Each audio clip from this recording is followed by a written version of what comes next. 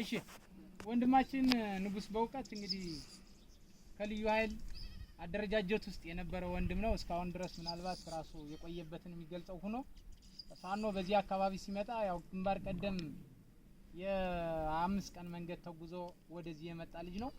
ስለዚህ የፋኖን ትግል ተመራጭ አድርጎ ከመጣው አንዱ ነው። እንግዲህ እሱ ደግሞ አንዳንድ ነገር እንዲለን ጥሞና እናዳ። እሺ ዱሰት ታመሰግናለሁ። እኔ ከአማራ ልዩ ኃይል ዋሊያ ክፍለ ጦር ነበርኩ። ተዘራ ኮሚሽነር ተዘራ ንጉሴ ስታፍ ቃኝ ነበርኩ። የህወሓትን ጦርነት አፍርሰን ሁሉ ነገር የአማራን ነፃ ወጥተን ብለን ዘምተን ነፃ ወጥተን ነገር ግን አፈረሳችን ስንፈርስ በጣም አሳዛኝ ነበር። ስንት ወንድሞቻችን በረሃተን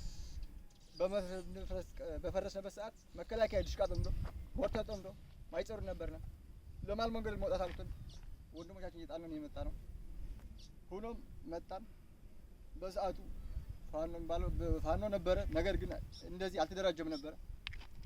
እኛም በየቤታችን ሄደን አዝነን እያለቀስን ደም ነው ያለቀስነው። ደም ይሄም ጥያቄ እንኳን በመለሱ በእነተ ጀነራል ተፈራ ማሞ ሕክምና እንኳን ተከልክለው ለምን ተከለከሉ ብለን ያለቀስነበት ጊዜ ነበር። አልቅሰናል።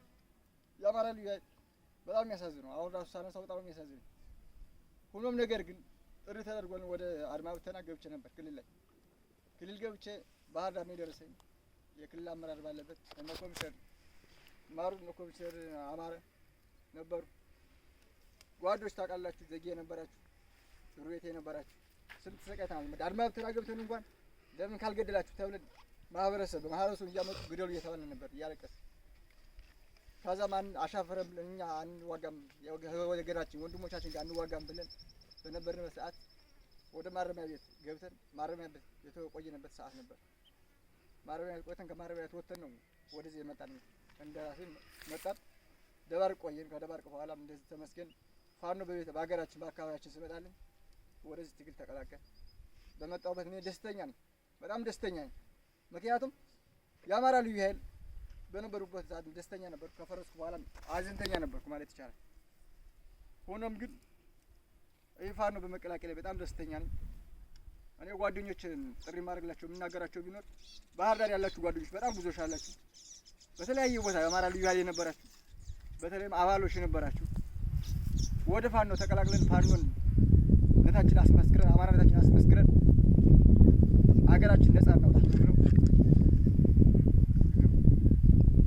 መልካም እናመሰግናለን ወንድማችን። እንግዲህ በነበርክበት የአድማ ብተና መዋቅር ምናልባት እናንተ አማራነት አስገድዷችሁ ህዝባችን ላይ ጥይት አንተኩስም ብላችሁ በማመጻችሁ ወደ እስር ቤት ተወርውራችኋል።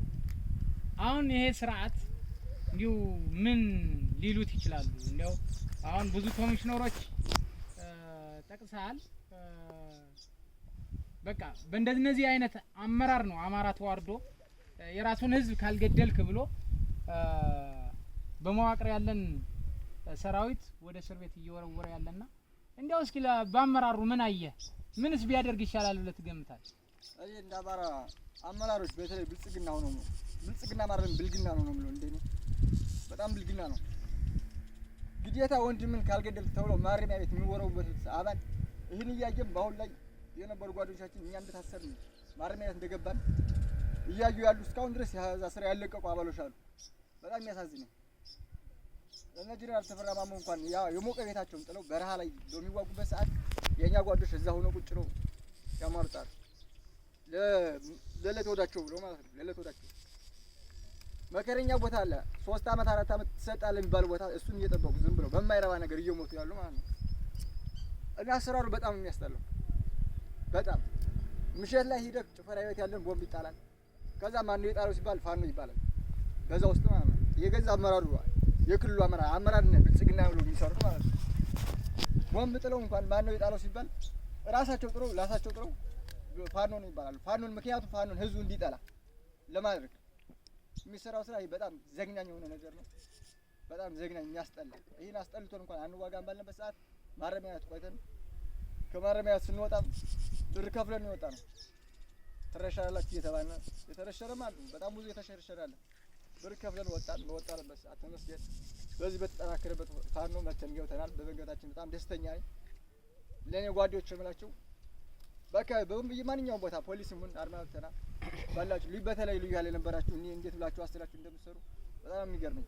ምክንያቱም ብዙ ነገር እንዴት እንደፈረሰ ታውቃላችሁ።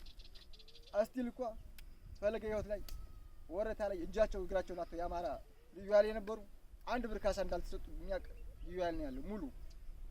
እናንተ ብዙ ነገር የምታውቁት ወደ ፋኖ አማራን ነጻ ለማውጣት ብትመጡና ብንታገል አማራችን ነጻ ብናወጣት የሚል ነው ያለኝ። ጨርሻለሁ። አመሰግናለሁ። አመሰግናለሁ።